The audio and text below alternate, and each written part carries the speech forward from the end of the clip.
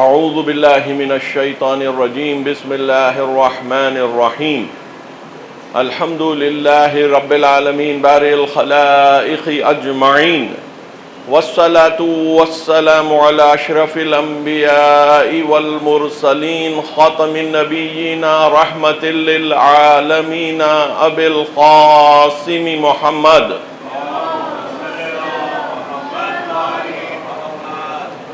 وعلى أهل بيته الطيبين الطاهرين المعصومين المظلومين لا سيما بقية الله في الأرضين.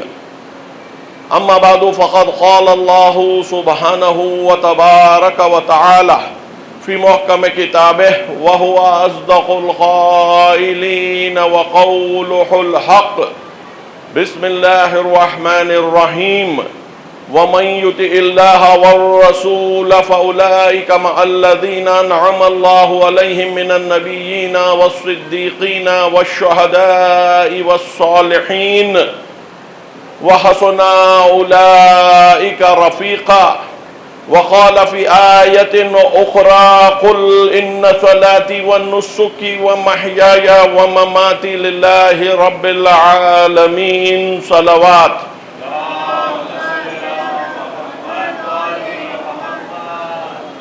آج کی مجلس ہمارے 9 مجالس کے سلسلے کی 8ویں مجلس ہے. سلسلے کا عنوان اللہ سے جڑنے کے فوائد، benefits of aligning with God. اور جو 2 آیتیں جن کی تلاوت کا شرف میں نے ابھی حاصل کیا، اس کو میں نے سرنامہ کلام بنایا. ایک اطاعت اللہ رسول، اور اس کے ساتھ اس اطاعت کا آخرت میں نبیوں کی، سچوں کی، شہداء کی اور نیکوں کی صف میں محشور ہونا اور جنت میں وہ مقام حاصل کر لینے پہ تمام ہوتی ہے. تو اطاعت ایک مرکز ہے ہمارے دین کا. اسی ذیل میں یہ تو 69 آیت تھی. 59 آیت میں نے بتلایا تھا کہ وہی آیت ہے یہی سورہ نساء کی جہاں پر اطیعوا اللہ و اطیعوا الرسول و اولی الامر منکم کی آیت آتی ہے. تو اطاعت خلاصہ بنتا ہے اللہ کی، رسول کی اور رسول کے اہل بیت کی. اللہ کی اس لیے کہ اس کے علاوہ کوئی خیر کا منبع مرکز نہیں ہے، اور رسول اور آل رسول کی اس لیے کہ اللہ سے لے کر کمپلیٹ بغیر کسی کمی اور اضافے کے دین کو پیش کر دینا، دین کو پیش کر دینا، اور نہ فقط لفظی طور پر پیش کرنا بلکہ عملی طور پر پیش کر دینا.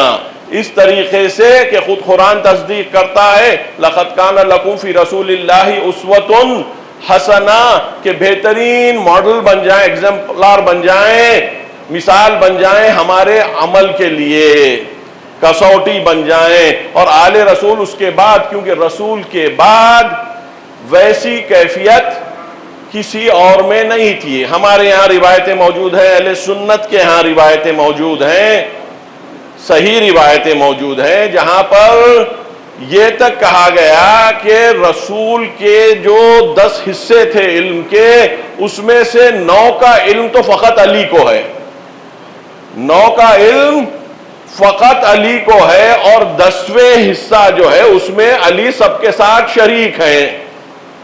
تو اگر کوئی میکزیمم علم رکھ سکتا ہے رسول کے علوم میں سے علی کے علاوہ، تو وہ 10% رکھ سکتا ہے. اور علی 90% میں تو کامل 100% اور دوسرے میں شیئر کر رہے ہیں. تو علی رسول کے علم کے حساب سے پورا 100% رکھ سکتے ہیں. تو اب آپ ڈیفرنس لگا لیجئے کہ جو میکزیمم 10 کے اوپر جائے نا، اور ایک جو 100 کو ٹچ کر سکتا ہو، اس پر پھر علی کا کہنا کہ میں نے ایک باب سے جو رسول نے مجھے سکھایا اس سے میں نے 1000 باب کھول لیے. اور پھر ائمہ کا سلسلہ ہوتے ہوتے یہاں تک آ جانا، اور ہم ان کی ملت میں شامل ہو جانا، ان کے دین میں شامل ہو جانا، تو ہم آپ کتنے اگر اس اطاعت کے دائرے میں آ جائیں، اگر اس اطاعت کے دائرے میں آ جائیں، اوبیڈینس کے دائرے میں آ جائیں، تو کس حد تک ہم خوش قسمت ہوں گے۔ اگر ہم دائرے عبودیت میں آ جائیں، اطاعت میں آ جائیں، اور نہ اللہ آپ سے کوئی دوری رکھنا چاہتا ہے، جیسا کہ میں نے گزشتہ مجالس میں پیش کیا، ہم اس کے رحمت کے اور علم کے پروڈکٹ ہیں، رحمت حقیقی کاز بنتا ہے اور علم اس کاز کو پورا کمپلیٹ کرنے کا کام کرتا ہے۔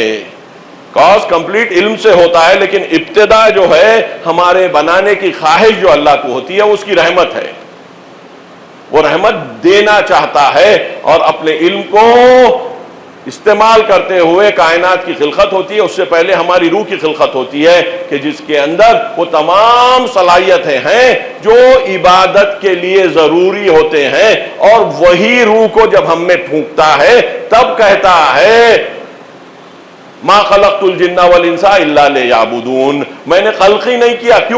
کیونکہ اگر اللہ خلق کرتا انسان کو عبادت سے علاوہ کوئی اور چیز کے لیے، ہم آپ جاتے قیامت کے دن اور دلیل پیش کرتے، مالک تو نے ہم کو 80% کے لیے عبادت کے لیے خلق کیا، ہم 80% تیری عبادت کیے، اور یہ باقی کے 20% میں ہم نے خوب دوسرے کام کر لیے جس میں شرک بھی شامل ہو گیا۔ تو نے ہم کو ڈیزائن میں 80% عبادت کا بنایا تھا اور 20% ہم کو ڈیزائن میں اوپن رکھ دیا تھا، اور ہم نے وہ اوپن ایریے میں جو چاہا کر لیا، بدکاریاں کر لی، جو ہو سکتا ہے کر لیا، کیونکہ ڈیزائن میں کمپلیٹنس نہیں تھی۔ تو ہم تو اپنی ہی مرضی سے کرے تھے کیونکہ تو نے اختیار دیا تھا، لیکن آیا اس میں ڈیزائن کا فالٹ آئے گا یا نہیں آئے گا؟ ڈیزائن کا فالٹ تو آ جائے گا، اختیار دیا تھا لیکن ڈیزائن پرفیکٹ نہیں کیا تھا۔ کہتا ہے 1.001% بھی تم کو میں نے غیر عبادت کے لیے خلق ہی نہیں کیا، نہیں خلق کیا، تم کو استثناء ہے، نہیں خلق کیا مگر عبادت کے لیے۔ تو 0.00 آپ کتنے بھی زیرو لگا لیں، آپ اس چیز کے علاوہ جو عبادت ہے اسی کے لیے خلق ہوئے ہیں، یعنی آپ کی روح اللہ کے تابع ہو گئی، تب ہی اللہ نے اس کے لیے بدن بنایا۔ اگر تابع نہ ہوتی تو بدن نہ بنتا ہوتا۔ آپ کا ہمارا بدن رکھنا اس بات کی دلیل ہے، ما خلقت الجن والانس الا لیعبدون۔ بدن دیکھ کے بول سکتے ہیں کہ ہم عبادت کے لیے خلق ہوئے۔ صلوات بھیجیں پر محمد وآل محمد۔ بدن دیکھ کر بول سکتے ہیں کہ ہم عبادت کے لیے خلق ہوئے ہیں۔ اتنا سب واضح کر دیا گیا، اللہ نے اپنی قربت کا اعلان کر دیا۔ میں نے جو گزشتہ کہا ہے اس کے بس سرسری طور پر گزر جاؤں گا کہ میں تم سے تمہاری شہرک سے زیادہ قریب ہوں، تمہارے ساتھ ہوں جب تم اکیلے رہتے ہو، تم جب گروپ میں رہتے ہو۔ یہ سب قرآن کی آیتیں۔ اس کے بعد بتلایا میں تمہارے اندر نشانیاں اور تمہارے باہر نشانیاں دکھاؤں گا، تم جہاں بھی ادھر ادھر دیکھنا اللہ ہی کی صورت نظر آ جائے گی۔ ہم نے آئینے میں اپنی ہزاروں مرتبہ صورت دیکھ لی لیکن کبھی بھی ادھر ادھر ہم کو اللہ کی صورت نظر نہیں آئی۔ اللہ کہہ رہا ہے صورت نظر آتی ہے، صورت نظر آتی ہے، یہ آنکھوں کو، جنہیں آنکھوں کو نہیں آتی، بصارت سے نہیں آتی نظر، بصیرت سے آتی ہے۔ میں نے ابھی کہا کہ ہمارا بدن خود اس بات کی دلیل ہے کہ ہم خلق کیے گئے ہیں عبادت کے لیے۔ تو جب انسان کا بدن گواہی دے سکتا ہے کہ تمہیں عبادت کے لیے خلق کیا گیا، اور ہم غور کر کر سمجھ سکتے ہیں کہ کل کے دن ہمارے ہاتھ ہمارے پیر بات کریں گے، جو قرآن کی آیتوں میں ملتا ہے کہ ہاتھ اور پیر گواہی دیں گے، تب پتا چلے گا کہ ہاتھ پیر اب بھی جانتے ہیں کہ ہم کیوں بنے ہیں۔ ہمارے ہاتھ پیر دماغ سب جانتا ہے کہ کیوں بنے ہیں۔ اگر نہ جانتا ہوتا تو ہماری روح کی پابندی نہ کرتا۔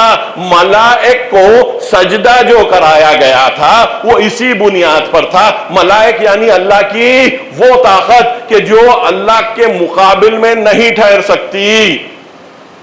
جب فرشتوں کو ہمارا سجدہ کرایا. یہ ملائک پوری دنیا اور کائنات کو، فزیکل ورلڈ کو کنٹرول کرتے ہیں. جب ان کو سجدہ ریز کروایا تب جب انسان کو دنیا میں بھیجا کہ یہ جو تمہاری باڈی ہے تمہاری روح کا ساتھ 100% دے گی. تمہاری یہ باڈی تمہاری روح کا ساتھ 100% دے گی. یہ بھی نہیں ہے مالک میری روح تو آمادہ تھی تیری عبادت کے لیے، لیکن میری عقل اور میری سوچ اور میرے ہاتھ پیر اس کے لیے آمادہ نہیں ہوئے. جانتا ہوں ثواب طاعت و زہد پر طبیعت ادھر نہیں آتی، غالب کا شعر ہے. جانتا ہوں ثواب طاعت و زہد پر طبیعت ادھر نہیں آتی. طبیعت ادھر اس لیے نہیں آتی کہ اللہ نظر نہیں آتا. آپ تصور کر لیے اللہ آپ کو اندر بھی نظر آ رہا ہو، باہر بھی نظر آ رہا ہو، آپ کے یہ بدن لینے سے پہلے نظر آ رہا ہو، آپ کے بدن پہ آنے کے بعد نظر آ رہا ہو. بدن میں آنے سے پہلے کہاں نظر آیا؟ الستو بربکم قالوا بلا، کیا میں تمہارا رب نہیں ہوں؟ ابھی جان آ رہی ہے، بدن میں روح پھونکی جا رہی ہے، اس وقت اللہ کہہ رہا ہے بدن پیٹ میں کامل ہو گیا. اس کے بعد پوچھ رہا ہے جب بھیجنے سے پہلے کیا میں تمہارا رب نہیں ہوں؟ ہم نے کہا رب ہے، ہم گواہی دیتے ہیں. اس گواہی کے بعد بھیجا گیا ہے کہ تم مجھے رب کے طور پر پہچانتے ہیں. بدن سے جڑنے کے بعد پیچھے نہ ہٹ جانا. یہ بات ثابت ہو چکی ہے کہ دنیا کی وہ قومیں، میں نے اشارہ کیا تھا، توحید اللہ کی عبادت جو فزیکل نہیں ہے، میٹا فزیکل ہے، بدن نہیں رکھتا، حاجت نہیں رکھتا بدنی، اس کی دلیل کی ضرورت نہیں ہوتی تھی. آج بھی ہنٹر گیدررز کے پاس توحید کا تصور اپنی جگہ پر ہے. توحید کا انکار انسان نے نہیں کیا. ابتداً انکار شروع ہوا تو نبوت کا شروع ہوا کہ اللہ کسی کو ہم جیسے کو نبی بنا کر کیسے بھیج سکتا ہے. انکار وہاں پر شروع ہوا. اور کیوں شروع ہوا؟ قرآن کی آیت ہے کان الناس امۃ واحدہ، لوگ تو ایک ہی امت تھے. اگر ایک امت تھے تو اللہ کی مخالفت میں تھے یا اللہ کی موافقت میں تھے؟ اگر اللہ کی مخالفت میں تھے تو وہ مخالفت کو ختم کرنے کے لیے رسولوں کو بھیجا جانا چاہیے تھا. خدا کہتا ہے نہیں، کان الناس امۃ واحدہ. اور حابیل اور قابیل کا قصہ سنا کر یہ بتلا دیتا ہے کہ جھگڑا جو ہوا وہ دونوں نے نظر پیش کی اللہ کو. ایک کے پاس تقویٰ تھا، ایک کے پاس تقویٰ نہیں تھا.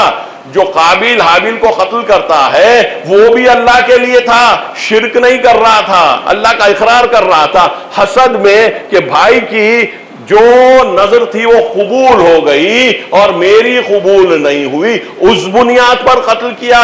اللہ کو ماننے اور نہیں ماننے میں دونوں نہیں تھے، دونوں کامن تھے ماننے میں، دونوں کامن تھے ماننے میں. تو اولاد آدم کے پاس توحید شروع سے تھی، کوئی کتاب نہیں تھی، کوئی کچھ نہیں تھا. اس کی دلیل آپ کو آج کے ہنٹر گیدررز میں بھی مل جاتی ہے، جس کی میں نے دلیل کچھ مجالس پہلے پیش کی تھی. تو ہم چاروں طرف سے آپ غور کرتے جائیے گا اور کرتے جائیے گا تو ہم ایک طریقے سے آتے جا رہے ہیں اللہ کی دلیلوں کے تحت. دلیل بعد از دلیل بنتے جا رہی ہے اور اس دور میں آتے آتے دلیلوں کا انبار بن چکا ہے. دلیلوں کا انبار بن چکا ہے کہ اللہ میں افی اللہ شک فاطر السماوات والارض، اللہ میں شک، آسمانوں اور زمینوں کا وجود میں لانے والا، پیدا کرنے والا، کریٹر. کہاں سے شک آ گیا تم کو؟ ارے تمہارے سامنے کوئی میز پر کچھ چیز رکھی ہوئی نہیں تھی، کسی نے آ کر ایک موز، ایک کیلا رکھ دیا، آپ نے وہ دیکھا نہیں، آپ نے وہ دیکھا نہیں کہ کس نے رکھا. کچھ دیر کے بعد آپ جو آپ کے بغل میں بیٹھے تھے ان سے پوچھا یہاں پر یہ موز یا کیلا نہیں تھا، کس نے رکھ دیا؟ وہ جواب میں بولتے ہیں کہ نہیں، وہ خود بخود آ گیا، وہ خود بخود آ گیا۔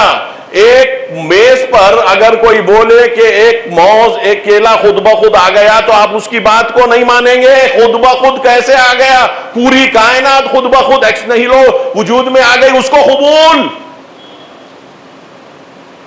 آپ کے تجربے میں ایک معمولی سی چیز خود بخود وجود میں نہیں آ سکتی، تو یہ ساری کائنات وجود میں کیسے آ گئی؟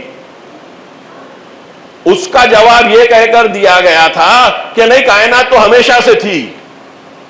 وہ بھی بات ماڈرن سائنس نے رد کر دی کہ یونیورس کو انہوں نے عمر دے دی، جیسا آپ کی ہماری عمر ہوتی ہے ویسے انہوں نے یونیورس کو ایک عمر دے دی۔ 13.8 بلین کا لگ بھگ ایک مدت کا تصور انہوں نے پیش کر دیا، اور اس کا پروف بھی لے لیا گیا۔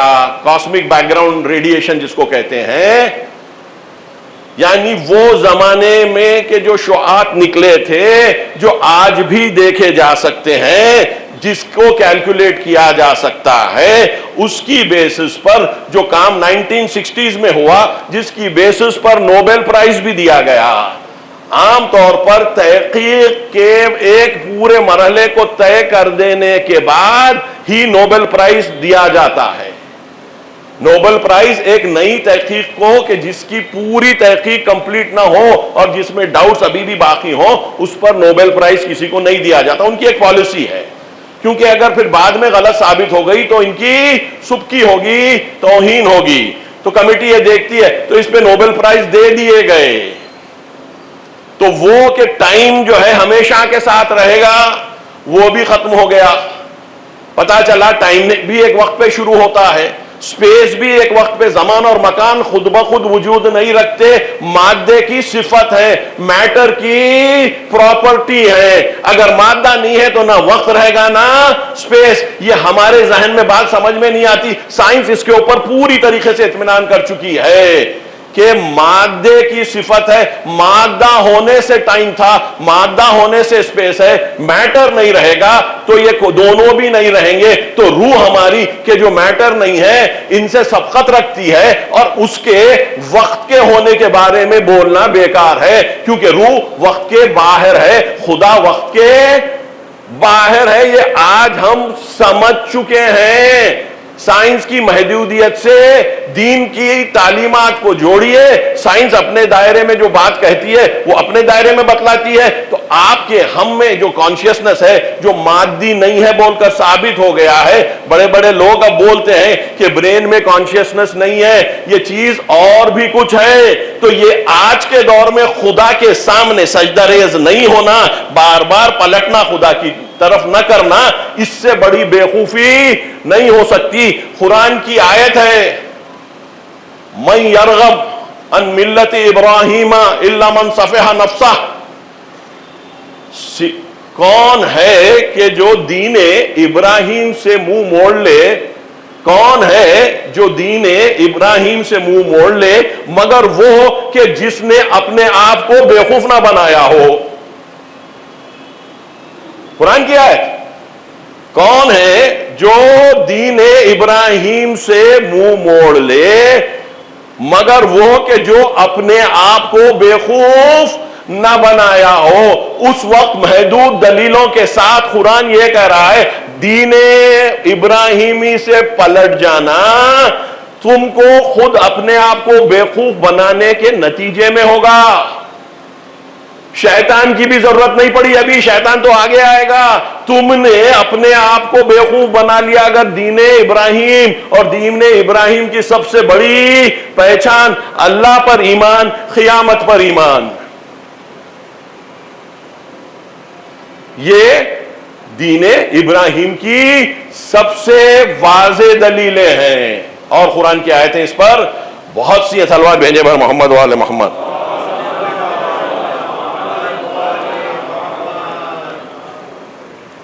تو اس دور میں جب ایسی دلیلیں نہیں تھیں، اور کہا گیا کہ اس وقت زمانے میں اگر ابراہیم کے دین کو نہ مانو تو تم خود کو دیوانہ بنا رہے ہو۔ آج کے دور میں کیا کہا جائے گا؟ آج کے دور میں کیا کہا جائے گا؟ تھوڑی سی بات ذرا اور آگے نکال لیتا ہوں، تھوڑی سی بات جوانوں کے لیے خصوصاً، اور تھوڑا ایک قدم لیتا ہوں، تھوڑی سی بات کمپلیکیٹڈ رہے گی، 2 سے 3 منٹ لوں گا اور اس سے زیادہ نہیں لوں گا۔ 2 سے 3 منٹ کمپلیکیٹڈ ہوگی، کسی کو اگر سمجھ میں نہ آئے تو مجھے معاف کر دینا، میں سب کو سمجھ میں آئے اس لیے یہ بات نہیں کہہ رہا ہوں۔ بات یہ ہے کہ میتھ، آج جو ہم بولتے ہیں میتھمیٹکس، جس کی گروتھ کی طرف سے ہم یہ سب تبدیلیاں دیکھ رہے ہیں، یہ لگ بھگ 1800 عیسوی، آج سے 200 سوا 200 سال پہلے اس میں ایک بڑی تبدیلی آئی کہ اس کو فزیکل ورلڈ کو انٹرپریٹ کرنے کے لیے استعمال کرنے کی جگہ اس کو انڈیپینڈنٹلی ایک ٹاپک بنا دیا گیا، یعنی ریاضیات خود اپنے آپ میں انسان کی سوچ کا محور بن گئے۔ فزیکل دنیا کو انٹرپریٹ کرنے کے لیے میتھمیٹکس کی نہیں جانے لگی، وہ کی جاتی تھی، لیکن یہ سمجھا گیا کہ میتھمیٹکس اپنی جگہ پر خود ایک علمی منطقی حیثیت رکھتی ہے، منطقی حیثیت رکھتی ہے جس کو خارج سے کوئی ربط نہیں ہے، ایکسٹرنل ورلڈ چاہے کچھ بھی ہو جائے، یہ چیز اپنی جگہ ایک منطق رکھتی ہے، میتھمیٹکس منطق رکھتی ہے۔ جب میتھمیٹکس منطق رکھنے لگی اور اس کی بنیاد پر آئیڈیاز آنے لگے جو بعد میں جا کر فزیکل ورلڈ کو صحیح اترنے لگے، تو یہ ایک عجوبہ نظر آیا۔ وہ چیز جو دیکھی نہیں گئی وہ چیز حساب میں کیسے آ گئی؟ توجہ کم ہوتا جو، وہ چیز جو دیکھی نہیں گئی وہ حساب میں کیسے آ گئی؟ جیسے نیپٹیون پلانٹ پہلے دیکھا نہیں گیا تھا، حساب میں آ گیا تھا، جس نے حساب میں لایا تھا فارمولا میں فرانس کا آدمی تھا، اس نے اپنے دوست کو کہا کہ فلاں جگہ کے اوپر یہ چیز ہونی چاہیے، محاسبے کے حساب سے وہاں پر ہونی چاہیے، محاسبہ کیا گیا، وہاں پر ہونا چاہیے تھا، کچھ مدت کے بعد اس نے ڈھونڈ نکال لیا، وہاں پر نیپٹیون مل گیا۔ اسی طریقے سے آپ کو آگے بھی چیزیں ہونے لگی، حساب کتاب سے کوانٹم میں بھی یہ کام ہونے لگا، جیسا کہ اینٹی میٹر کا فارمولا پہلے آیا ڈیراک کا، اور اس کے بعد اینٹی میٹر کچھ مدت کچھ سال بعد وہ ہوا۔ اینٹی میٹر کا مطلب electron with a positive charge. تو یہ بنیاد کے اوپر تو ریاضیات جو ہے ایسے کام کرنے لگی کہ جو توقع نہیں تھی ریاضیات سے، ریاضیات سے وہ توقع نہیں تھی، چیز کو پانے سے پہلے حساب کتاب میں کیسا لا لیں۔ ہو گئی بات۔ اب سوال یہ ہوتا ہے کہ میتھمیٹکس کو انوینٹ کیا جاتا ہے یا ڈسکور؟ آج لگ بھگ تمام میتھمیٹیشینز کا جو اللہ کو بھی نہیں مانتے، ان کا یہ کہنا ہے کہ میتھمیٹکس فقط ڈسکور کی جاتی ہے۔ توجہ کم ہوتا جو، پہلے سے ہوتی ہے، کہاں ہوتی ہم کو نہیں معلوم، کہاں ہوتی ہم کو نہیں معلوم، لیکن یہ ہمارے دماغ کی دین نہیں ہے۔ کیوں کہ ایکسٹرنل چیزوں کو کہ جس کے بارے میں ہمارا دماغ کبھی گیا نہیں تھا، وہ یہ ریاضیات ہمارے کو سمجھا رہی ہے، تو یہ ٹوٹلی ڈسکور ہو رہی ہے۔ کہاں ہو رہی ہے ہم کو نہیں معلوم، ہم کو نہیں معلوم۔ قرآن کہہ رہا ہے کہ ہر وہ چیز جو تم اس میں علم کی شکل میں ہے وہ تو ہمارے پاس ہے یا ام الکتاب میں ہے، یعنی ہم نے ایک خلقت میں ایک ایسی چیز بنا دی کہ قانون پہلے بنائے اور قانون کو پیادہ بعد میں کیا۔ جس طریقے سے کوئی بلڈنگ بنانے میں آپ اس کا نقشہ پہلے بناتے ہیں پھر اس کو پیادہ کرتے ہیں، اللہ کہتا ہے ام الکتاب میں یہ پوری کائنات کا نقشہ میرے پاس پہلے تھا، وہ نقشہ پیادہ کیا جا رہا ہے۔ اب اس نقشے میں سے کچھ کو میں موقع دیتا ہوں کچھ چیزیں دے کر، تو وہ مل جاتی ہے تم کو یہاں پر، اور اس میں ایمان شرط نہیں ہے۔ اسی کے ساتھ جو لوگ پیشن گوئی کرتے ہیں، کچھ چیزوں کی واقعات نہیں ہوتے لیکن بول دیتے ہیں، کبھی صحیح ہوتے کبھی غلط ہوتے، جیسے سائنٹسٹ بھی ہوتے ہیں، ہر چیز جو وہ تحقیق کرتے ہیں صحیح نہیں ہوتی، جیسے ہر چیز جو ہے پیشن گوئی کرنے والے کی صحیح نہیں ہوتی، لیکن کچھ میں صلاحیت ہوتی ہے نہیں ہونے واقعات کو प्रेडिक्ट कर लेते हैं, क्लेयरवॉयंस बोलते हैं, पेशन गोई करने की सलाहियत, कुछ सही हो जाती है। तो कहां से होती है? मुझे जहां तक मैंने तहकीक की, वो कहते हैं कि वो चीजें बिल्कुल दिख के आ जाती हैं, जो थोड़ी देर बाद वाक़े होने वाली हैं वो चीजें हमको दिखने लगती हैं, लेकिन सब चीजें नहीं दिखती। तो जो दिख जाती हैं वो बोल देते हैं, जो नहीं दिखती हम कुछ बोल नहीं सकते। तो मैथमेटिक्स में भी यही है। तो जो चीजें अल्लाह के पास पहले थी, ब्लूप्रिंट था, वो ब्लूप्रिंट में से हमको जो मिल रहा है, इसी बुनियाद पर ला युहीतूना बिशैइन मिन इल्म ही आता है कि अल्लाह के इल्म को, अल्लाह के इल्म से सिवाय वो कि जो अल्लाह चाहे किसी को मिलता नहीं है। और वो इल्म हमने तुमको दिया है, और तुमको हमने बहुत कम इल्म दिया है। वमा ऊतीतुम मिनल इल्म इल्ला कलीला, इंसान तुझे हमने कम इल्म दिया है, लेकिन इतना दे दिया है कि तू पहली चीज अपनी फितरत से हमारी इबादत करे, और उन कवानीन को जो हमने तुझे पैगंबरों के जरिए से भेजे हैं उसका पाबंद बन जा। ये बुनियादें जो है वाज़े हैं। इसके बाहर जाएगा तो अल्लाह के इल्म से फायदा तो उठाएगा, लेकिन तबाही करेगा, खैर नहीं कर सकता, क्योंकि तमाम खैर अल्लाह के जरिए से है, बिस्मिल्लाह है। तो बिस्मिल्लाह के जरिए से तू अगर कुछ करने जाएगा तो खैर ही खैर होगा। जहां से अल्लाह का तसव्वुर कटा, ना तू अपने लिए खैर कर सकता है, चाहे रसद के दुनिया के लिए खैर कर सके। सलवात भेजे मोहम्मद वाले मोहम्मद।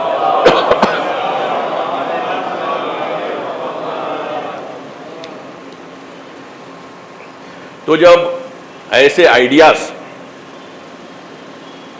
को डिस्कवर किया जा रहा है जो फिजिकल भी नहीं है, और वो लोगों के दिमाग में आ रहे हैं जबकि उसके बारे में उन्होंने ख्वाब भी नहीं देखा, तो मादी चीजें जो फिजिकली अवेलेबल हैं, विजिबल हैं, वो कोई डिजाइन के तहत आएंगी या नहीं आएंगी? जब मैथमेटिक्स डिजाइन को समझने के जरिए से दिमाग में आ रही है मैथमेटिशियंस के, तो ये दुनिया जो बनी हुई है, ये जो रिश्ते बने हुए हैं, ये पूरी कायनात जो जिस तरीके से चल रही है, इसका जो है कोई खारिजी बाहर का एग्जिस्टेंस नहीं होगा, 100% होगा। अगर वो हो रहा है तो ये होगा। अब लाके बतलाइए कि हमारे वजूद को, इसलिए हमारी जिंदगी के हर चीज के बारे में अल्लाह को हमारे पैदा होने से पहले इत्तला थी, ये कायनात के बनने से पहले इत्तला थी। अल्लाह कच्ची गोलियां नहीं खेलता, अल्लाह कच्ची गोलियां नहीं खेलता। फौका कुल्ली ज़ी इल्मिन अलीम, हर जानने वाले पर, कुरान किया है, बड़ा जानने वाला है। तुम जो कुछ जानते हो मेरे जानने में से, जो तरश्शो करता है, जो गिर जाता है, जो टपक जाता है, वो उठा लेते हो, वो भी मेरी मर्जी के मुताबिक। और अगर तुमको मैं जितना देना है उतना न दूं, तुम ये दुनिया को खुद तबाह कर देते। इतनी ताकत दिया हूं तो दुनिया तबाह होने के कगार पर ला दी तुमने। एटॉमिक क्लॉक जो है बिल्कुल करीब पहुंच गई है। एक वो रखते हैं कि एटम बम किस हद तक एहतमाल है कि इस्तेमाल किया जाए। आज के दौर में वो शायद मैं समझता हूं कुछ 90 सेकंड के फासले पर है, और कुछ अगर हालात बदले तो शायद एटम बम कहीं ना कहीं इस्तेमाल हो जाएगा। और एक मर्तबा हो जाएगा तो वो दुनिया कैसी होगी उसका हमको अंदाजा भी नहीं है। तो इंसान अपनी महदूद इल्म के नतीजे में यहां तक पहुंच गया है। इसको अगर अल्लाह और आम कर देता तो हर घर में एटम बम बन जा सकता था, और अगर बन जाता था तो एक पड़ोसी दूसरे पर, दूसरा पड़ोसी तीसरे पर, एक ही शहर में शहर वाले कबके की मार के मर जाते। किसी को कुछ चाहत होती थी, वो चाहत पूरी नहीं होती थी, खुदकुशी करने की जगह पूरे शहर को उड़ा देता। यही होता। तो अल्लाह महदूदियत करके हमारी एक तरीके से हमको दुनिया में बाकी रखा है ताकि हमको आजमा सके, ताकि हमको आजमा सके। ये हमारी पूरी स्क्रिप्ट, ये पूरा हमारा किस्सा टोटली आजमाइश का हिस्सा है, और कोई हिस्सा ही नहीं है। देखने वाला समझता है, कल में मैंने आयत पढ़ी कि मालिक तूने ये आसमान और जमीनों को बनाया, बातिल नहीं बनाया, पाक है तू कि तू कोई काम बेकार और बातिल करे, हमको अजाब जहन्नम से बचा ले। अक्लमंद लोग कुरान की नजर में वो हैं कि जो एक कायनात की मादियत को देखकर اللہ سے کہتے ہیں کہ تو نے ان کو بیکار نہیں بنایا، کل میں نے جو کہا، اور یہ سب جو ہے ہمارے آزمائش کے لیے ہے. اس کو اللہ کہتا ہے عقل رکھنے والے. اور جو اس کے اپوزٹ رہتے ہیں، جن کو دنیا میں آخرت نظر نہ آئے، ان کو دنیا میں خدا بھی نظر آنا پاسبل نہیں ہے، کیونکہ خدا کی مرضی کا ایکسٹینشن یہ دنیا ہے، خدا کی مرضی کا ایکسٹینشن آخرت ہے، جو اس دنیا سے زیادہ باقی رہنے والی ہے، زیادہ باقی رہنے والی ہے. اس کے لیے تم کو یہ دنیا دی گئی ہے، تمہیں آخرت کے لیے ٹیسٹ کرنے کے لیے. اس لیے کہا جاتا ہے، روایت میں ملتا ہے، دنیا مزرعۃ الاخرہ، یہ دنیا آخرت کی کھیتی ہے. یہ دنیا آخرت کی کھیتی ہے. سمجھ ہی نہیں آتا. ارے بدن کو سمجھ میں نہیں آتا. ہمارا بدن ایک معمولی سی لکڑی، درخت، دھات، میٹل، وہ حیثیت رکھتا ہے کیونکہ یہ سب چیزوں کا مجموعہ ہے اور کچھ بھی نہیں ہے. کچھ بایولوجیکل اور کچھ بایولوجیکل میں بھی بایو فزیکل اور بایو کیمسٹری کے آپسی آمیزش سے مل جانے سے ہم بن کے آ گئے. اس میں وہ صلاحیت ہی نہیں ہے. میں شروع میں بھی کہا ہوں کہ ہمارے بلینوں اور ٹریلینوں، اربوں اور خربوں واسطے ہیں ہمارے اس بدن کے ایک ایک حصے سے اور اللہ کے درمیان. وہ ہم طے نہیں کر سکتے. طے کیسا کرتے ہیں؟ روح کے ذریعے سے. روح اگر تقویت نہ پائے تو پھر وہی ہوتا ہے کہ جو ہونا ہے، اللہ چھوٹا، دنیا بڑی نظر آتی ہے، یا تو اتنا چھوٹا نظر آتا ہے کہ نظروں سے غائب ہوتا ہے تو منکر خدا ہو جاتے ہیں، یا اتنا چھوٹا نظر آتا ہے کہ اس کی بات سننے کے ہم اس کو لائق نہیں سمجھتے. نتیجہ وہی ہوتا ہے، یا ایتھیسٹ بن جاتے ہیں، یا ایگنوسٹک بن جاتے ہیں، یا دیندار بن جاتے ہیں جس کو خدا کی بات نہیں سننا ہے، نہ رسول کی نہ اہل بیت کی. کیٹیگری میں اگر لا کے جوڑا جائے تو تینوں ایک ہی جگہ پر آ جاتے ہیں. خدا کا انکار کرنے والا، خدا کے بارے میں شک رکھنے والا، اور خدا کے بارے میں یقین رکھنے ہوئے بھی ایسا یقین ڈلم الیقین کہ اس کو اس کی بات سننے کے لائق نہ رکھے ہماری نظر میں. تو وہ کون سا خدا ہے کہ جس کی بات سننے کے لائق نہ ہو اور اس کو ہم خدا کہیں گے؟ کیا ہے یا نہیں ہے؟ بیوی کی بات سنے یا نہیں سنے 2 مرتبہ سوچ لیتے ہیں. اللہ کی بات سنے یا نہیں سنے سوچنے کی ضرورت ہی نہیں ہے. دل بولا کریں گے، دل بولا نہیں کریں گے. بیوی کی بات کے بارے میں ایسا نہیں ہوتا، دل بولا سنیں گے، دل بولا گمبھیر سوچتے ہیں. گمبھیر سوچتے ہیں کہ بھائی نہیں بولیں گے تو کیا ہوگا، اللہ کی بات نہیں مانیں گے، نہیں بولیں گے تو کیا ہوگا. وہ خیال میں آتا ہی نہیں ہے، کیونکہ اللہ کی ترازو قائم نہیں ہے. گھر کی ترازو اپنی جگہ پر قائم ہے. سلوات بھیجیے گا محمد والے محمد پر.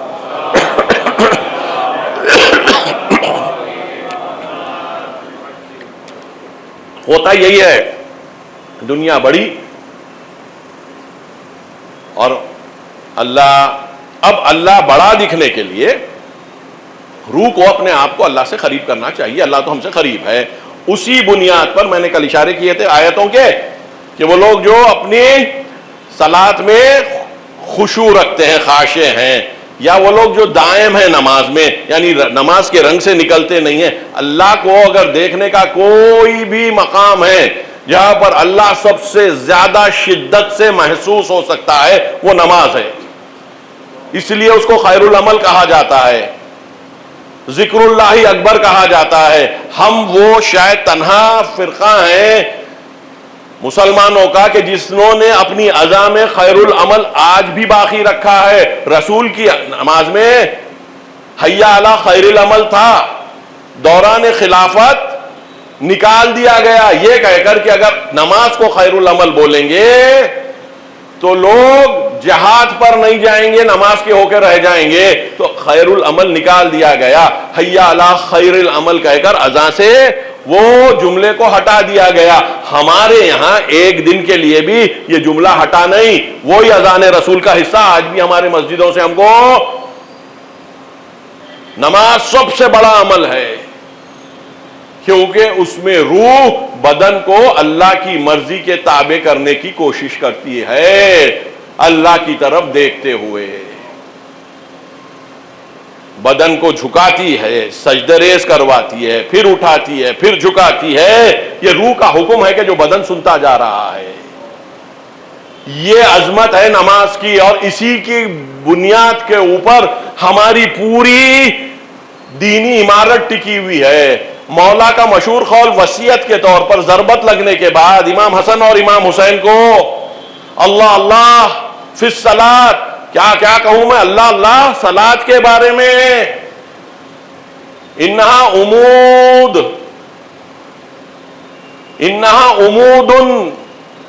لدینکم یا انہا عمود الدین، یہ تمہارے دین کا ستون ہے۔ ضربت کے بعد فرما رہے ہیں اللہ اللہ فی الصلاۃ، اللہ اللہ نماز، یہ تمہارے دین کا ستون ہے۔ ساتھ میں وہ بھی ہے اللہ اللہ فی القرآن، اللہ اللہ قرآن کے بارے میں، ایسا نہ ہو کہ غیر تم سے اس کے اوپر عمل کرنے میں سبقت لے کر چلے جائیں۔ یہ وصیت ہے مولا کی، ایسا نہ ہو کہ قرآن پر دوسرے لوگ عمل کرنے میں تم سے سبقت نہ لے جائیں۔ یعنی اگر ہم نماز کو چھوڑ دیں گے تو اللہ کو چھوڑ دیں گے، قرآن کو چھوڑ دیں گے تو یہ بات نہیں ہے کہ قرآن کی تعلیمات دوسروں کے پاس نہیں پہنچیں گی، وہ تم سے زیادہ عمل کر لیں گے اور تم قرآن کے معاملے میں بھی پیچھے ہو جاؤ گے، اللہ کے معاملے بھی پیچھے ہو جاؤ گے۔ تو اگر اللہ تک پہنچو گے تو پھر قرآن سمجھ میں آئے گی، اور اس کے ساتھ ساتھ اہل بیت بھی سمجھ میں آئیں گے رسول کے ساتھ۔ اگر یہ نہیں ہوا، نماز میں آپ کو پکڑ نہیں آئی، نماز میں آپ کو پکڑ نہیں آئی، تو پھر آپ کسی چیز میں بھی اللہ کے پوائنٹ آف ویو سے کامیاب نہیں ہو سکتے۔ ان قبلت ما سوا، ان ردت ما سوا، رسول سے حدیث، اگر نماز قبول ہو جائے تو سب اعمال قبول ہو جائیں گے، کیونکہ نماز کا اثر ہر عمل پہ ہوگا، اللہ کا اثر ہر عمل پہ ہوگا۔ اور وہ ردت، اور نماز اگر رد کر دی گئی تو ردت ما سوا، تمام اعمال رد کر دیے جائیں گے، کیونکہ اس پہ اللہ کا چھاپ نہیں ہے۔ اور اللہ کا چھاپ کہاں پر ڈیولپ ہوتا ہے؟ نماز کے ذریعے سے، اور کوئی آپشن ہی نہیں ہے، اور کوئی آپشن ہی نہیں ہے۔ بچوں کو تھوڑا سا کم سنی میں اس چیز کا تصور دیں کہ تم کو اللہ نظر آتا ہے اگر تم نماز دل سے پڑھو۔ بچے جس انہماک سے یوٹیوب دیکھتے ہیں یا سیل فون کے طرف متوجہ ہوتے ہیں، اس میں چاہے ٹیلی ویژن میں ہو یا اس میں کارٹون دیکھتے ہیں، اتنی توجہ اگر بچے لا سکے نماز کے لیے تو ان کو وہ سن و سال میں بھی اللہ کا احساس ہونے لگے گا۔ ہم بزرگوں تو اور بھی ہونا چاہیے، بزرگوں کو اور بھی ہونا چاہیے۔ شرط یہ ہے کہ ہم گناہ سے اپنے آپ کو دور رکھیں، کیونکہ گناہ سے جب ہم اپنے آپ کو دور رکھتے ہیں تو روح لطیف ہو جاتی ہے۔ لطیف روح اللہ کے سامنے، جو خود اللہ لطیف ہے، اس کے سامنے آ کر جڑ جاتی ہے۔ روح اگر کثیف ہو جائے، سخت ہو جائے، میلی ہو جائے، تو اس کا اللہ کی لطافت کے ساتھ،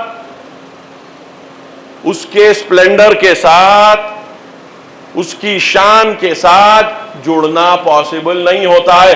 آپ خود کوشش کر کے دیکھ لیں کہ جب آپ نماز میں پوری طریقے سے متوجہ ہوتے ہیں، نماز کیسی ہوتی ہے؟ اگر متوجہ نہیں ہوتے ہیں تو کیسی ہوتی ہے؟ اسی کو میں نے کل کے اس میں کہا، الذین ہم علی صلاتہم یحافظون، وہ لوگ کہ جو اپنی صلات کی حفاظت کرتے ہیں۔ آج کا دور اللہ کو آگے لے کر بڑھنے کا دور ہے۔ دنیا میں ظلم بڑھتا جا رہا ہے، بے عدالتی بڑھتی جا رہی ہے، کروڑ ارب پتی تر ہوتے جا رہے ہیں۔ اکانومی گروتھ اگر دنیا کی 3% کے اطراف ہے ایوریج، تو 3% کے اطراف اگر ہے تو دولت بڑھ رہی ہے 3% کے لحاظ سے، اور ارب پتیوں کی دولت بن رہی ہے 18 سے 20% کے لحاظ سے۔ تو یہ باقی کا جو پرسنٹیج آ رہا ہے 15% کے لگ بھگ، ان کی دولت میں وہ کہاں سے آ رہا ہے؟ وہ آ رہا ہے یہیں سے غریبوں کا حصہ ادھر منتقل ہو رہا ہے. اچھا نہ کمزور کو احساس ہے کیونکہ وہ بھی اسی دنیا میں لگ گیا ہے, جو بھی مل جائے غنیمت, عیش تو ہو رہا ہے. تو جب کمزور عیش میں اور طاقتور اس کو عیش میں مبتلا کر کر اس کا مال اور دولت اور عزت اور شرافت سب چھین لے رہا ہے, تو نتیجہ خیر ہوگا یا کیا ہوگا؟ نتیجہ شر ہوگا. آج وہ شر دکھ رہا ہے, کرائم ریٹس بڑھ رہے ہیں, دھوکہ بڑھ رہا ہے, شرافت ختم ہوتی جا رہی ہے. پالیٹکس میں یہ کیونکہ بڑا اسکرین ہوتا ہے کھل کر دکھ کر آ گیا ہے. یہ جو آپ پالیٹکس میں دیکھ رہے ہیں اس کے نیچے کے لیول پر بھی وہی حال ہے.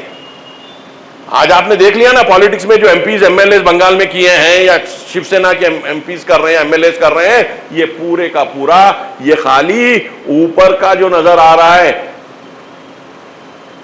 سڑن پوری اندر جا چکی ہے. سوسائٹی کمزوروں کے خلاف ہو گئی ہے, کمزوروں پر فکری غلبہ کر کر. ایک ہی راستہ رہ گیا ہے, مورل ڈیگریڈیشن, مورل انحطاط, اخلاقی انحطاط. فقط اور فقط اللہ کے ذریعے سے دنیا میں واپس آ سکتا ہے. اور اس کی بہترین مثال خود آج یہ ایران کی جو حرکت دی, اگر ان کا مورل کمپس صحیح نہیں ہوتا, اگر ان کے اخلاق میں خدا نہ ہوتا, تو خدا کی قسم یہ لوگ یہ جو کامیابی حاصل کرے ہیں اس کی 1% کامیابی بھی حاصل نہیں کر سکتے. کب کہ ان کے اوپر حملہ ہو کر کب کہ ان کا خاتمہ ہو جاتا. فقط اور فقط فقط اور فقط یہ جو نمازوں کے ذریعے سے اور قرآن کے ذریعے سے اور اہل بیت کی اطاعت کے ذریعے سے جو ان کی جو موریلٹی جمی, اسی کی بنیاد پر یہ بڑا کھل کر واضح تبدیلی ہونے کا ہم کو مشاہدہ ہوا. وگرنہ یہ نہ ہوتا, یہ ورنہ نہیں ہوتا. یہ بھی ہمارے لیے دین کی عملی حقانیت, فکری حقانیت کے بارے میں تو میں نے گفتگو شروع میں کر دی, یہ عملی حقانیت کی دلیل ہے. پریکٹیکل پولیٹیکل ورلڈ میں جس میں سازشیں, دھوکے, موساد بھر چکی تھی, اپنے آپ کو انگرین کر لی تھی ایرانین سوسائٹی میں, اتنے موساد کے جاسوس تھے کہ جس کی حد و انتہا نہیں تھی. نتیجہ ہونا یہ چاہیے تھا ان کے حساب سے. آج جو نتنیاہو پر لان ہو رہی ہے, حتیٰ ٹرمپ بھی لعنت کر رہا ہے, کہہ رہا ہے کہ تمہاری بات میں نے سن لی اور یقین کر لیا کہ ان کو ہم 5 دن میں نہیں, اگر میگزم ہو گیا تو 2-4 ہفتے میں تو سمیٹ لیں گے, جس کے لیے میں تیار تھا. آج جب ہم 100 دن کے بعد بیٹھ کر سوچ رہے ہیں تب ہم کو احساس ہو رہا ہے کہ تمہاری اطلاعات, وہ کہہ رہا ہے کہ میرے اطلاعات صحیح تھے, یہ کیا ہو گیا مجھے نہیں معلوم. میں نے بھی آخر سیاست کی ہے 40 سال کی, جہاں جہاں پر ہم نے اپنے اطلاعات کے حساب سے کام کیا ہم کو 100% کامیابی ملی. یہاں پر تو ہم 110% شور ہو گئے تھے, ہم تو یہاں 110% شور ہو گئے تھے, معلوم نہیں کیا ہو گیا. اس سے پہلے جب کارٹر کے زمانے میں جو حملہ کرنے کی کوشش کی گئی تھی, اس زمانے میں جو ہاسٹیج بنا لیے گئے تھے امریکہ کے ایمبیسی کے کچھ سٹاف کو, وہاں پر بھی وہی کولیپس ہوا. کارٹر نے کہا کہ ہم ہر چیز کو کیلکولیٹ کر چکے تھے, نہیں پتا کیا ہو گیا. اللہ کا ہاتھ, اگر آپ اللہ کے ساتھ ہو تو ہمیشہ آپ کے پاس رہے گا. آپ نہیں چاہتے ہوئے بھی اس کے ملائکہ آپ کے لیے کام خود بخود کرتے رہے. شرط اس کی یہ ہوگی, یہ کہنا پڑے گا ربنا اللہ ثم استقاموا, ربنا اللہ ثم استقاموا. تم وہ لوگ وہ ہوتے ہیں جو کہتے ہیں اللہ ہمارا رب ہے اور پھر ڈٹ جاتے ہیں. وَتَتَنَزَّلُ عَلَيْهِمُ الْمَلَائِكَةُ, تو ان پر پھر ملائکہ نازل ہوتے ہیں. جب ملائکہ نازل ہوتے ہیں تو وہ طاقت کام آتی ہے جو ظاہری طاقت سے بالکل جدا ہوتی ہے. اور یہ پوری تاریخ بشریت میں, قرآن میں اور پرانی دینی کتابوں میں واضح طور پر ذکر کیا گیا ہے. چاہے وہ ابرہا کے ابابیل کا قصہ ہو جو ہم قرآن میں پڑھتے ہیں, یا دوسری جگہوں کے اوپر جہاں کہ اللہ کہتا ہے کہ ہم نے اتنے ملائکہ تمہارے لیے فلاں جنگ میں فراہم کیے تھے، فلاں جنگ میں فراہم کیے تھے، تم اپنی طاقت سے لڑ نہ پاتے ہوتے، ہم نے تم کو کامیاب بنایا، ومن نصر الا من عند اللہ، اور کامیابی ہوتی ہی کہاں ہے مگر یہ کہ اللہ کی مدد سے۔ قرآن کی آیت صلوات بھیجے پر محمد وآل محمد۔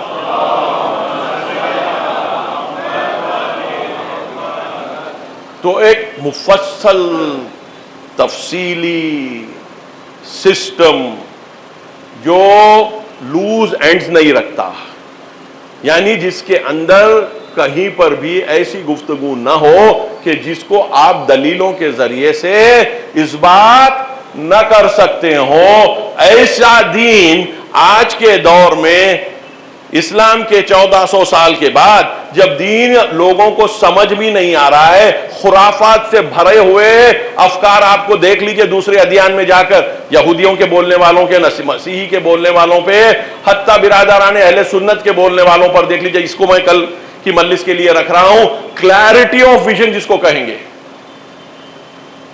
کلیئرٹی آف ویژن جس کو کہیں گے، کہیں پر نہیں ہے۔ کلیئرٹی آف آئیڈیاز کہیں پر نہیں ہے۔ آپ کو، ہم کو نصیب ہو گئی تو ہمارا یہ حال کہ ہم کو اس سے کوئی غرض ہی نہیں ہے۔ یا ایھا الذین آمنوا لما تقولون ما لا تفعلون کبر مقتا عند اللہ ان تقولوا ما لا تفعلون۔ قرآن کی آیت، اے ایمان والو تم وہ کیوں کہتے ہو جو کرتے نہیں ہو؟ یہ اللہ کے نزدیک نفرت زدہ گھنونی چیز ہے کہ تم وہ کہو جو کرو نا۔ حق کو مان لیتے ہیں، حق پر آتے نہیں ہیں۔ یہ کیا ہو گیا؟ ہم اتنی واضح طور پر حق کو سمجھ رہے ہیں، السٹریٹڈ حق دکھ رہا ہے، ہماری ہی قوم کے چھوٹے چھوٹے جگہوں پر، لیبنان میں لے لیجئے، یا حتیٰ آپ فلسطین میں غزہ میں لے لیجئے، انہوں نے جو مقاومت کر کر آج تک بھی سرنڈر نہیں کیے ہیں، جو بھی انہوں نے سہا وہ سہا۔ آج اگر یہ اہل بیت کے راستے پر آنے والے برادران اہل سنت اگر وہ ایسے ڈٹ سکتے ہیں اور لڑ سکتے ہیں تو آج ہم کو کیوں کچھ ہمارے میں نہ ہو کہ کم ہم کریٹیو کاموں میں تو ایک ہو جائیں۔ ان کو تو تباہ کیا جا رہا ہے تو ڈٹے ہوئے ہیں، ارے ہم آباد کرنے میں تو ایک ہو جائیں۔ اس سے بڑھ کر نقصان کیا ہوگا؟ ارے تم کو موقع ہے، مل کر کام کر کر کوئی اچھا ہی ایجاد کر دو جس سے تمہارا، دوسروں کا، برادران ہندی کا، ہندوؤں کا، سب کا فائدہ ہوگا۔ اگر تم اچھے ہو جاؤ گے تو تم ایک معیار بن جاؤ گے، جیسا ایران معیار بن گیا ہے پوری دنیا کے لیے، ہندوستان کے لیے حیدرآباد معیار بن سکتا ہے۔ حیدرآباد معیار بن سکتا ہے، کم از کم کریٹیونیس میں، کم از کم علم کے دائرے میں، کم از کم اخلاق کے دائرے میں، کم از کم صحیح تجارت کے بارے میں۔ ان سب کے لیے اگر کسوٹی بن جائے اور لوگ کہیں کہ یہ شیعہ یہ جھوٹ نہیں بولتے، یہ شیعہ ہے یہ دھوکہ نہیں دیتے، یہ شیعہ ہے یہ کوئی پست قسم کا کام نہیں کرتے، یہ مر جاتے ہیں لیکن اپنے آپ کو گراتے نہیں ہیں، یہ اگر ہم کو مل جائے تو یہ کیا حسین کا پیام ہم زندہ نہیں کر رہے ہیں؟ اور اگر ہم زندہ کر دیے تو کیا ہم کو شفاعت حسین اور تمام اہل بیت کی شفاعت نصیب ہوگی یا نہیں ہوگی؟ یا تو وہ شفاعت کو بے معنی سمجھ لینا چاہیے، یا اپنے آپ کو بیوقوف، یا وہ شفاعت کو بے معنی یا اپنے آپ کو بیوقوف نہیں بولے نا ہم یہ قبول کرتے ہیں نا وہ شفاعت بھی بہت امپورٹنٹ ہے، ہم بھی بیوقوف نہیں ہیں، تو یہ اسٹولوں کے بیچ میں کیوں گر رہے ہو؟ وہ بن کر کیوں نہیں دکھا رہے ہو؟ وہ کیوں نہیں کر رہے ہو جو تم کہہ رہے ہو؟ کبر مقتا عند اللہ ان تقولوا ما لا تفعلون۔ صلوات بھیجیں پر محمد وآل محمد۔ ہمیں ڈٹ جانا پڑے گا، کریٹیویٹی لانی پڑے گی، ہم ہر چیز آمادہ ہے، حوصلہ نہیں ہے، حوصلہ نہیں ہے۔ ہم اپنے آپ کو مومنین کہتے ہیں، قرآن کہتا ہے انما المؤمنون الذین آمنوا باللہ ورسولہ ثم لم یرتابوا وجاہدوا باموالہم وانفسہم فی سبیل اللہ اولئک ھم الصادقون۔ بے شک نہیں ہوتے مومنین مگر وہ لوگ کہ جو اللہ پر اور اس کے رسول پر ایمان لاتے ہیں اور پھر اس میں شک نہیں کرتے، ڈلمل یقین نہیں ہوتا ہے، پختہ یقین ہوتا ہے. اس کے بعد کیا کرتے ہیں؟ وَجَاهَدُوا بِأَمْوَالِهِمْ وَأَنفُسِهِمْ، یہ جدت اور شدت کے ساتھ جہاد کرتے ہیں اپنے مال سے اور اپنی جانوں سے اللہ کے راستے میں. مال کے ساتھ تو جہاد ہو سکتا ہے، جان کے ساتھ ہم کو کرنے کی یہاں پر ابھی ضرورت نہیں ہے. یہاں پر ہم کو جان کے ساتھ کرنے کی ضرورت نہیں ہے. مال کے ساتھ اگر اللہ کے راستے پر لگ جائیں اس میں ہمارا سب کا بھی فائدہ ہوگا، دوسروں کا بھی. ہم یہ سمجھتے ہیں کہ اللہ کے راستے میں جب اللہ کے راستے میں جانوں سے جہاد کرتا تھا کوئی تو مال غنیمت بھی کبھی کبھی ہاتھ آتا تھا یا نہیں آتا تھا؟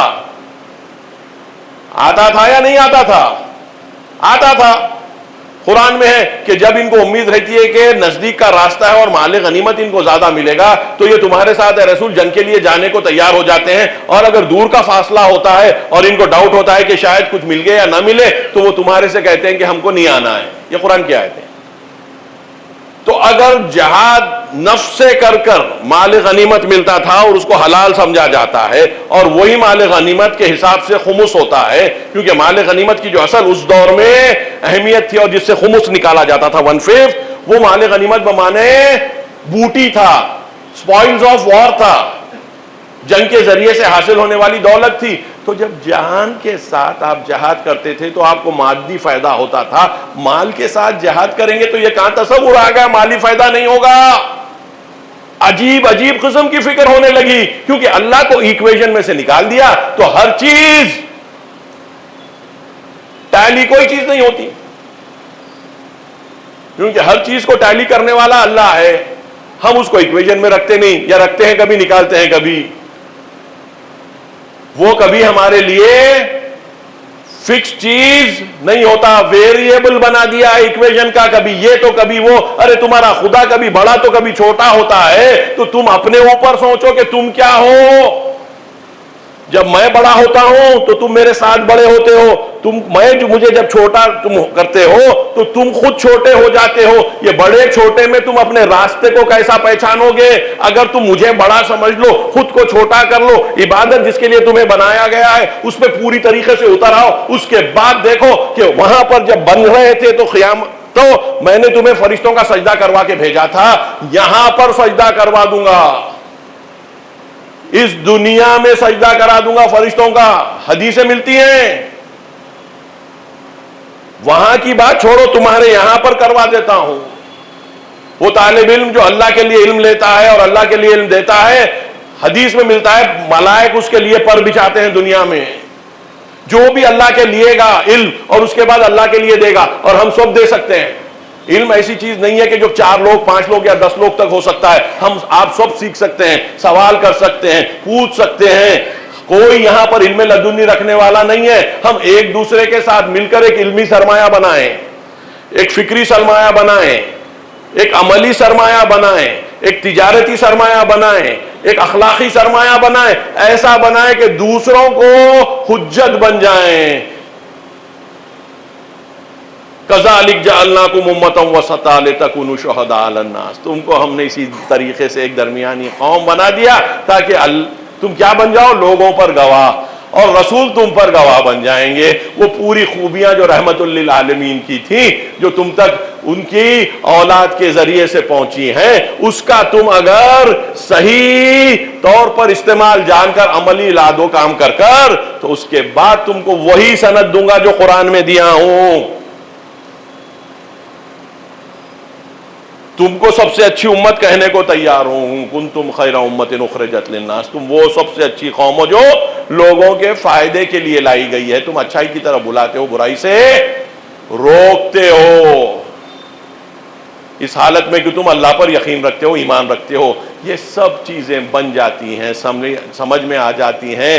ہر نیکی ہم کو واضح طور پر نظر آنے لگتی ہے، مگر وہ کنڈیشن جس میں یہ چیز ہوتی ہے وہ ہمارے میں آتی جائے، اور وہ عبادت اور اللہ پہ توجہ کرنا اور گناہوں سے دوری کے ساتھ سب کو میسر ہے. گناہ یعنی اللہ کی مخالفت. میں بچوں سے خطاب ہوں، اللہ کی مخالفت کر کے بڑی کرنے والے فرعون بن گئے، ٹرمپ بن گئے، نتنیاہو بن گئے. چھوٹی کرنے والوں کو ڈھونڈ لیجئے. ہم یا کم از کم میں. ملا کیا؟ کچھ بھی نہیں. ارے اللہ کی مخالفت کر کے اگر کسی کو کچھ مل بھی جائے تو عذاب ہے. اللہ کہتا ہے مخالفت کرو گے اور میں تم کو کچھ دوں گا تو سمجھ لینا کہ یہ میرا عذاب ہے. سنستدرجہم من حیث لا یعلمون. سب سے بڑا عذاب جو اللہ کا ہوتا ہے کہ کوئی آدمی برا کرے اور اللہ اس کے لیے دنیا فراہم کرتا جائے تاکہ اس کو احساس گناہ ختم کر دے. آہستہ آہستہ ہم ان کو گمراہی کی طرف ایسے لے جاتے. قرآن کی آیت پڑھ رہا ہوں, سنستدرجہم, درجہ درجہ, آہستہ آہستہ ہم ان کو گمراہی کی طرف ایسے لے جاتے ہیں کہ ان کو احساس بھی نہیں ہوتا. اب جب احساس نہیں ہوگا تو توبہ کہاں سے آئے گی؟ امام جعفر صادق علیہ السلام کے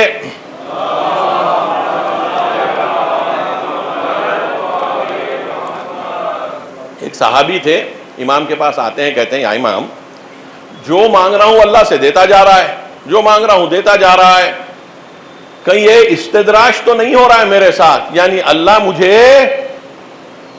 دے دے کر اپنے سے دور تو نہیں کر دے رہا ہے تاکہ میں عذاب میں مبتلا ہو جاؤں. امام ایک بات کہتے ہیں جو ایک کسوٹی بن جاتی ہے, یاد رکھو اگر تم کو جو مل رہا ہے اس کا شکر کرو. شکر زبان سے نہیں ہوتا, شکر کا مطلب قدردانی ہوتا ہے. اگر تم اس کا شکر کرو, جو مل رہا ہے اس کی قدردانی کرو, تو یقین رکھو کہ یہ استدراج نہیں ہوگا.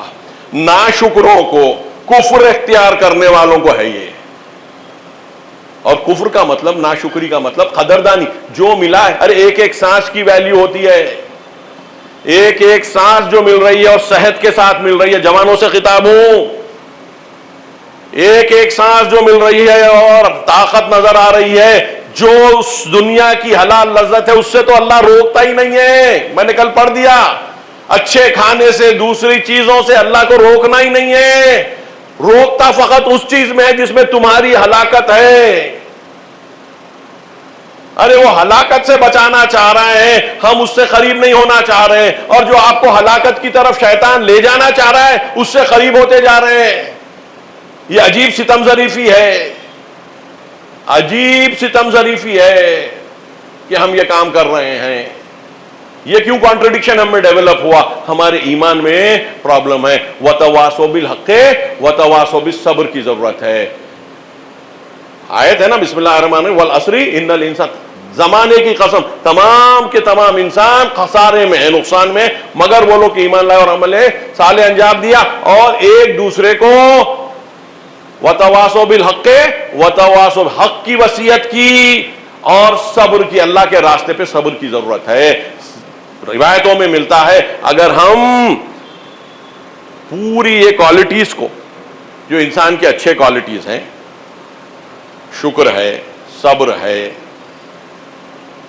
آپس میں اخوت اختیار کرنا ہے, ان سب کو اگر ہم ایک شکل دے دیں باڈی کی, تو سر جو ہے صبر ہوگا, سر صبر ہوگا. صبر یہ ہیومن اچھائیوں میں, کوالٹیز میں سب سے بلند مقام پر رہے گا, کیونکہ کئی مرتبہ ہم ناس بے صبری اور جلد بازی میں وہ کر بیٹھتے ہیں کہ جو اگر ہم صبر کر لیتے, ہمارا کئی مرتبہ غصہ بے صبری کا نتیجہ, کئی مرتبہ ہمارے ڈیسیشنز بے صبری کا نتیجہ, کئی مرتبہ ہمارا غور کر کے سوچ کر کے عمل نہ کرنا بے صبری کا نتیجہ. تو صبر اگر کر لیں تو ایک دوسرے کو صبر کی طرف لے جائیں, معمولی چیزوں سے دور ہو جائیں, اللہ والی چیزوں کی طرف آتے جائیں, اس میں ہی کریٹیوٹی ہے, اس میں ہی عظمت ہے, اسی میں ہی کامیابی ہے. صلوات بھیجیں پر محمد و آل محمد.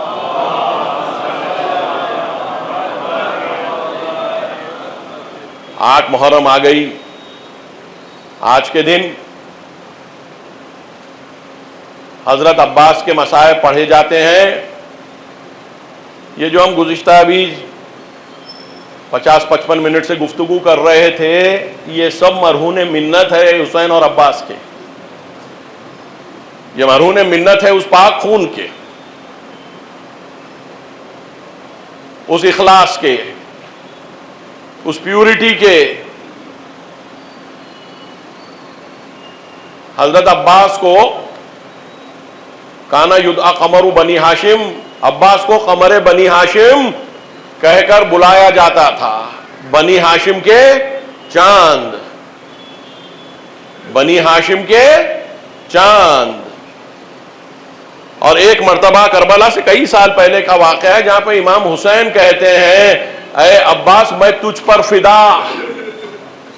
عباس کی وہ عظمت تھی، کربلا کے دن کے عباس کی بات نہیں کر رہا ہوں میں، بہت زیادہ پہلے کے عباس کی بات کر رہا ہوں جو امام حسین کے حساب سے اپنے بیٹے کی حیثیت رکھتے تھے۔ امام حسین خود کہہ رہے ہیں میں تجھ پر فدا، کیا نئی شخصیت ہوگی، کیا نئی کردار ہوگا۔ 9 محرم کا وقت عصر ہے، اشقیاء میں حرکت نظر آتی ہے، یزیدی فوج میں حرکت نظر آتی ہے، یزیدی فوج اپنے آپ کو آرگنائز کرتی ہوئی نظر آتی ہے۔ امام دیکھتے ہیں، حضرت عباس کو بلاتے ہیں، کہتے ہیں عباس ذرا معلوم کرو کہ کیا ہو رہا ہے۔ آپ جاتے ہیں، واپس آ کے کہتے ہیں کہ یہ لوگ ظاہراً جنگ کی تیاری کر رہے ہیں کہ اس لیے کہ شمر آیا ہے اور ظاہراً اس حکم کے ساتھ آیا ہے کہ جنگ یا تسلیم، یا جنگ کے لیے آمادہ ہو جاؤ یا تسلیم کر لو۔ تو کہتے ہیں جاؤ گفتگو کرو، بات چیت کرو ان سے کہ یہ لوگ کیا چاہتے ہیں۔ عباس جاتے ہیں، گفتگو ہوتی ہے۔ عمر ابن سعد کہتا ہے کہ مجھے حکم آ چکا ہے، اس کو حکم آ گیا تھا۔ ابن زیاد کہ یہاں سے شمر نے خط لایا تھا کہ یا تو تم جنگ کرو یا یہ کمانڈ کو، یہ ذمہ داری کو شمر کے حوالے کر دو، تم کو اور گفتگو کرنے کی ضرورت نہیں ہے۔ عمر صاحب نہیں چاہتا تھا کہ جنگ شروع ہو جائے، رشتہ داری بھی تھی اور ڈرتا بھی تھا کہ مسئلہ بغیر جنگ کے اگر حل ہو جاتا ہے تو بہتر۔ خط بھی لکھا تھا ابن زیاد کو کہ ہم کوشش کر کے یہ بات کو یہیں پر رفع دفع کر دیں، جنگ نہ کریں، جس کے مقابل میں یہ خط آتا ہے جو شمر لے کے آتا ہے کہ اگر تم جنگ کرتے ہو تو جنگ کرو ورنہ یہ کام شمر کے حوالے کر دو۔ تو کہتا ہے میں تیار ہوں۔ تو اسی بنیاد پر یہ حرکت شروع ہو رہی ہے۔ کہتا ہے حضرت عباس سے کہ جاؤ اور دیکھو تم کہ اگر جنگ کرنا ہے تو آمادہ ہو جاؤ۔ کہتے ہیں مجھے کچھ جواب نہیں دینا ہے، میں جا کر پوچھ کر آتا ہوں۔ معلوم ہے حضرت عباس کو کہ امام حسین کیا کہیں گے، مگر امامت کو کیسے قبول کیا جاتا ہے، جاتے ہیں معلوم رکھتے ہوئے کہ جواب یہی ہوگا۔ کہتے یا امام کہہ رہے ہیں یا جنگ یا تسلیم۔ امام کا مشہور جملہ ہیہات من الذلہ، ذلت تو ہمارے سے کوسوں دور ہے، ہمارے قریب ہی نہیں آ سکتی، جا کے کہہ دو کہ ہم آمادہ ہیں لیکن ایک رات کی مہلت لے لینا۔ اس لیے امام کہتے ہیں انی احب الصلاۃ، اس لیے کہ میں نماز سے محبت رکھتا ہوں۔ لوگ کس کس چیز سے محبت رکھتے تھے؟ یہ زہرا کا لال نماز سے محبت رکھتا ہے اور وقت مانگ رہا ہے نماز پڑھ لوں ایک رات کی۔ اصحاب بھی ویسے ہی تھے۔ حضرت عباس جاتے ہیں، کہتے ہیں کہ آمادہ ہیں ہم، تسلیم تو ہونے والے ہیں ہی نہیں۔ جنگ کو اگر ایک رات کے لیے ٹال دیا جائے، کیونکہ عصر کا وقت تھا اور ان کا بھی منظم ہونا مشکل تھا، کیونکہ اگر پھر جنگ شروع ہوتی اور رات ہوتی تو ان کو نقصان تھا، کیونکہ اس کو مکمل نہیں کر سکتے، کیونکہ ان کی تعداد اتنی تھی کہ ایک دوسرے کو پہچان نہیں سکتے تھے۔ تو کون اپنا ہے کون غور ہے نہیں سمجھ میں آتا تھا، تو وہ بات اس نے اپنی سہولت کے حساب سے مان لی۔ تو شب عاشور آ گئی، شب عاشور آ گئی، اور ایک حصہ ہم کو جو ملتا ہے کہ شمر کا اس کے قبیلے کے ذریعے سے ام البمین کے قبیلے سے کچھ رابطہ تھا، قبیلے سے رابطہ تھا، تو امان نامہ لکھا کر لاتا ہے ابن زیاد سے حضرت عباس اور ان کے بھائیوں کے لیے۔ دشمنوں کی سازش یہ ہوتی ہے کہ جتنا اپنے طرف کر لو تاکہ اگر بھائی ہمارے طرف آ جائیں گے تو حسین کی حقانیت کم نظر آئے گی لوگوں کو، ہم کہہ سکیں گے کہ ان کے قریب ترین کہتا ہے کہاں ہے میرے بہن کے بچے، قربت دکھانا چاہتا ہے، کوئی بہن ویسی چیز نہیں تھی، دور سے رابطہ تھا قبیلوں کا. کہاں ہیں میرے بہن کے بچے؟ امام کہتے ہیں کہ گرچہ یہ فاسق ہے اس کا جواب دے دو. حضرت عباس جواب دیتے ہیں، جاتے پوچھتے کیا بات ہے، تو کہتا ہے کہ تم اس جنگ میں شریک ہونے کی ضرورت نہیں ہے کہ تم میرے ساتھ یہ امان نامے کے ساتھ آ سکتے ہو. کہتے ہیں لعنت ہے تجھ پر، تیرے یہ امان نامے پر اور وہی امان نامہ دینے والے پر. یہ کہہ کر اس کو واپس بھیجتے ہیں. اب شب عاشور جب آتی ہے اور امام بیعت اٹھا لیتے ہیں سبھی سے اور کہتے ہیں کہ تم جاؤ، یہ لوگ مجھے چاہتے ہیں، میں تمہاری بیعت کی بنیاد پر تمہیں روکنا نہیں چاہتا ہوں، تم لوگ جا سکتے ہو. سب سے پہلے اٹھنے والے حضرت عباس ہوتے ہیں کہ یا امام، ہمارے پاس آپ کے بعد جینے کا تصور ہی نہیں ہے. جس چیز کا تصور نہیں ہے ہم وہ کرے کیسے؟ بھائی تصور ہو تو تصور کی بنیاد پہ عمل کیا جائے. ہمارے پاس آپ کے بعد جینے کا تصور نہیں ہے. امام کو ایسے ملے، امام خود اللہ والے تھے، اللہ والوں کو چاہ رہے تھے کہ میری رشتہ داری کی بنیاد پر نہیں، مجھے اللہ کا بندہ سمجھ کے. تو بھائی کہتا ہے کہ مجھے اللہ کا بندہ ہی جانتا ہوں، آپ کی خدائی امامت کا پابند ہو. اور یہ روش شروع سے رہی امام کے ساتھ عباس کی. جب خیموں کو ہٹایا جا رہا تھا فرات سے، جانتے تھے عباس کہ جیسے خیمے ہٹیں گے پانی روکا جائے گا. امام نے کہا خیمے ہٹا لو، عباس نے کچھ نہیں کہا. جانتے تھے امام کی مصلحت کچھ اور ہی ہو سکتی ہے. حر کو بھی جب پانی پلا کر حر کے ساتھ ہو گئے تب بھی عباس جانتے تھے کہ حر کے ساتھ ہونا سوائے یہ کہ موقف کو کمزور کرنے کے کوئی اور چیز نہیں ہے. جب یہ بات ہوتی ہے تب عباس نہیں کہتے خاموش. زہیر ابن خین کہتے، عباس نہیں کہتے تابع تابع اطاعت اطاعت. اے مالک ہمیں عباس جیسی اطاعت لا دے. تو ویسی اطاعت کرنے والا روز عاشور نمودار ہوتی ہے اصحاب کی شہادتیں، اس کے بعد بنی ہاشم کے نوجوانوں کا آپس میں گلے ملنا. یہ سب شاگرد تھے جنگی فنون میں عباس کے، چاہے علی اکبر ہو، چاہے قاسم ہو، چاہے اونو محمد ہو. یہ سب ایک کے بعد ایک جاتے ہیں جام شہادت نوش کرتے ہیں. عباس دیکھ رہے ہیں، پھر اس کے بعد ان کے بھائی جاتے ہیں عبداللہ، عثمان اور جعفر، وہ بھی شہید ہو جاتے ہیں. اب عباس سامنے کھڑے حضرت کے امام حسین کے کہتے ہیں کہ یا امام اجازت چاہتا ہوں. امام کہتے ہیں علمدار ہو لشکر کے؟ کہتے ہیں وہ لشکری کہہ رہا جس کا میں اب علمدار ہوں، وہ لشکری کہہ رہا. کہتے عباس بچوں کی پیاس، الاتش کی آواز تم سن رہے ہو، دیکھو اگر پانی لا سکو.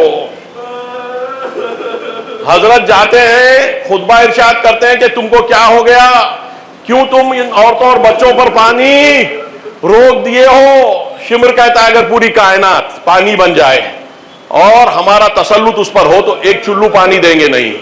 یہ دشمنی ہوتی ہے باطل کی حق سے، یہ دشمنی ہوتی ہے باطل کی حق سے. حملہ کرتے ہیں، پانی تک پہنچتے ہیں، مشق کو بھر لیتے ہیں، واپس آنے کے لیے وہ راستہ جو جاتے وقت عباس نے اختیار کیا تھا وہ راستہ ممکن نہیں ہو سکتا تھا، اس لیے کہ دور سے تیر مار کر مشق کو چھید دیا جا سکتا تھا. تو ایسا راستہ اختیار کرتے ہیں جہاں پر درخت ہوں، ورنہ کس میں جرأت تھی کہ عباس کے ہاتھ منقطع کر سکے. قریب آئے عباس کے، لیکن کیونکہ مشق بچانا تھا، بدن کو اپنی بدن کی قربانی عباس نے تسلیم کر لی، قبول کر لی. ان لوگوں کے نام ہیں کہ جنہوں نے عباس کا دایاں ہاتھ اور بایاں ہاتھ قلم کیا تھا، ان کے نام موجود ہیں تاریخ میں. پانی تو نہیں بہا لیکن چھانے چلے گئے، آگے بڑھتے رہے، لیکن ایک وقت ایسا آیا کہ پانی بھی تیر کے لگنے سے بہنے لگا. عباس نے اپنے آپ کو جھکا دیا. اس کے بعد جو حملہ ہوا اور امام حسین جب تیزی سے پہنچے تو بتلاتے ہیں کہ جیسی حالت عباس کی دیکھی کسی شہید کی نہیں دیکھی. دونوں ہاتھ چلے گئے تھے، کٹ گئے تھے، سر زخمی تھا، ایک آنکھ میں تیر پیوست تھا، بان الانکسار فی الوجہ الحسین اذ قتل عباس، شکستگی کے آثار حسین کے چہرے پر ظاہر ہو گئے جب قتل کر دیا گیا عباس کو۔ خود پھر کہتے ہیں قد انکسر ظہری وقلت عدتی، میری کمر ٹوٹ گئی اور میرے تدابیر کم ہو گئے عباس کے قتل سے۔ اس طریقے سے عباس کی شہادت ہوتی ہے۔ اے مالک اے عباس، اے وفادار، اے علمدار، تیری شہادت تجھ کو مبارک ہو، اور جس طرح تو نے اپنے آپ کو نثار کیا وہ تجھے مبارک ہو۔ تیرا اللہ کے پاس بلند مرتبہ ہے، ہم تجھا واسطہ بنا کے مانگتے ہیں، ہم میں بھی وہ کیفیت لا دے جو تجھ میں تھی، اور اس کے ذریعے سے ہماری زندگی سنور جائے، ہم بھی خیر اللہ کے نام پر کرتے ہوئے، اللہ کے مقصد کو آگے بڑھاتے ہوئے اللہ کے لیے جیے اور اللہ کے لیے مرے۔ وَسَيَعْلَمُ الَّذِينَ ظَلَمُوا أَيَّ مُنْقَلَبٍ يَنْقَلِبُونَ۔